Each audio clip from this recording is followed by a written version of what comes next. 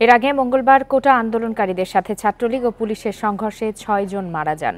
এর মধ্যে ঢাকায় ২ জন, চট্টগ্রামে ৩ ও রংপুরে ১ জন।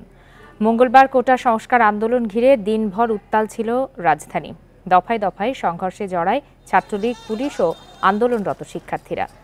রণক্ষেত্রে পরিণত হয় সায়েন্স ল্যাব, মহাখালী সহ ঢাকার কয়েকটি গুরুত্বপূর্ণ এলাকা। আগুন দেওয়া হয় পুলিশ বক্সে। গুলিবিদ্ধ ৬ জন সহ আহত শতাধিক। আন্দোলনকারীদের হামলায় আহত হওয়ার দাবি ঢাকা বিশ্ববিদ্যালয়ের ৪ প্রক্টরের। ঢাকার বাইরে ১০ জেলায় আহত হন কয়েকশো জন। কোটা সংস্কার ও শিক্ষার্থীদের ওপর হামলার প্রতিবাদে মঙ্গলবার সড়ক ও রেলপথ অবরোধ করেন শিক্ষার্থীরা। আন্দোলনকারীদের সাথে ছাত্রলীগের দফায় দফায় সংঘর্ষে রণক্ষেত্রে পরিণত হয় বিভিন্ন এলাকা।